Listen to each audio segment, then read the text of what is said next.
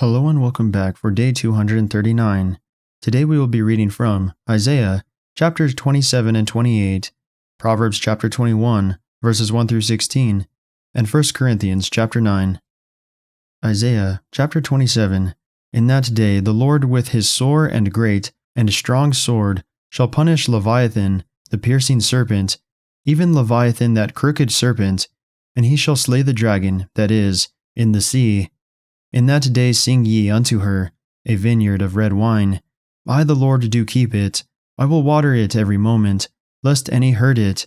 I will keep it night and day. Fury is not in me. Who would set the briars and thorns against me in battle? I would go through them. I would burn them together.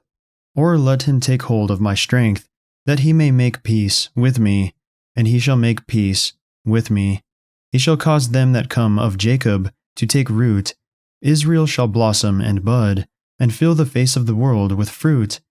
Hath he smitten him, as he smote those that smote him? Or is he slain according to the slaughter of them that are slain by him? In measure, when it shooteth forth, thou wilt debate with it. He stayeth his rough wind in the day of the east wind. By this, therefore, shall the iniquity of Jacob be purged, and this is all the fruit to take away his sin, when he maketh all the stones of the altar as chalk stones that are beaten in sunder. The groves and images shall not stand up, yet the defenced city shall be desolate, and the habitation forsaken, and left like a wilderness. There shall the calf feed, and there shall he lie down, and consume the branches thereof. When the boughs thereof are withered, they shall be broken off. The women come, and set them on fire, for it is a people of no understanding. Therefore he that made them will not have mercy on them, and he that formed them will shew them no favor. And it shall come to pass in that day that the Lord shall beat off from the channel of the river unto the stream of Egypt, and ye shall be gathered one by one, O ye children of Israel. And it shall come to pass in that day that the great trumpet shall be blown, and they shall come which were ready to perish in the land of Assyria, and the outcasts in the land of Egypt, and shall worship the Lord in the holy mount at Jerusalem. Isaiah chapter 28.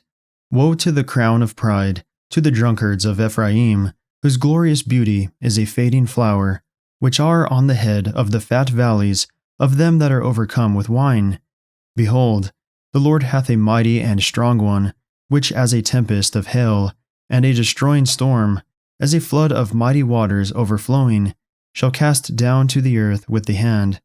The crown of pride, the drunkards of Ephraim, shall be trodden under feet, and the glorious beauty, which is on the head of the fat valley, shall be a fading flower, and as the hasty fruit be in the summer, which when he looketh upon it seeth, while it is yet in his hand, he eateth it up.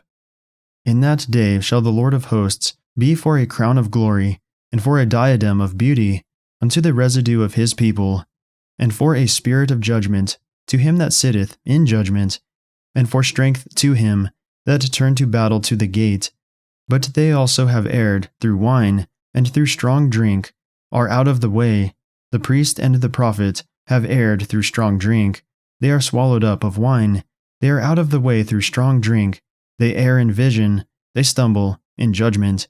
For all tables are full of vomit and filthiness, so that there is no place clean. Whom shall he teach knowledge? And whom shall he make to understand doctrine? Them that are weaned from the milk, and drawn from the breasts. For precept must be upon precept, precept upon precept, line upon line, line upon line, here a little, and there a little. For with stammering lips and another tongue will he speak to his people. To whom he said, This is the rest wherewith ye may cause the weary to rest, and this is the refreshing. Yet they would not hear. But the word of the Lord was unto them precept upon precept, precept upon precept, line upon line, line upon line, here a little and there a little. There they might go and fall backward, and be broken, and snared and taken. Wherefore hear the word of the Lord, ye scornful men, that rule this people which is in Jerusalem. Because ye have said, We have made a covenant with death, and with hell are we at agreement, when the overflowing scourge shall pass through. It shall not come unto us, for we have made lies our refuge, and under falsehood have we hid ourselves. Therefore, thus saith the Lord God, Behold, I lay in Zion for a foundation, a stone, a tried stone, a precious cornerstone, a sure foundation. He that believeth shall not make haste. Judgment also will I lay to the line, and righteousness to the plummet, and the hail shall sweep away the refuge of lies, and the waters shall overflow the hiding place. And your covenant with death shall be disannulled, and your agreement with hell shall not stand. When the overflowing scourge shall pass through, then ye shall be trodden down by it.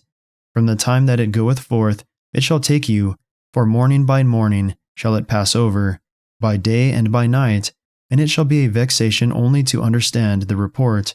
For the bed is shorter than that a man can stretch himself on it, and the covering narrower than that he can wrap himself in it. For the Lord shall rise up as in Mount Perazim, he shall be wroth as in the valley of Gibeon, that he may do his work, his strange work, and bring to pass his act, his strange act. Now therefore be ye not mockers, lest your bands be made strong. For I have heard from the Lord God of hosts a consumption, even determined upon the whole earth. Give ye ear, and hear my voice. Hearken, and hear my speech. Doth the plowman plow all day to sow? Doth he open and break the clods of his ground? When he hath made plain the face thereof, doth he not cast abroad the fitches, and scatter the cumin, and cast in the principal wheat, and the appointed barley, and the rye, in their place? For his God doth instruct him to discretion, and doth teach him. For the fitches are not threshed with a threshing instrument, neither is a cart wheel turned about upon the cumin, but the fitches are beaten out with a staff, and the cumin with a rod. Bread corn is bruised, because he will not ever be threshing it, nor break it with the wheel of his cart, nor bruise it with his horsemen. This also cometh forth from the Lord of hosts, which is wonderful in counsel, and excellent in working. Proverbs chapter 21, verses 1 through 16. The king's heart is in the hand of the Lord, as the rivers of water. He turneth it whithersoever he will. Every way of a man is right in his own eyes, but the Lord pondereth the hearts.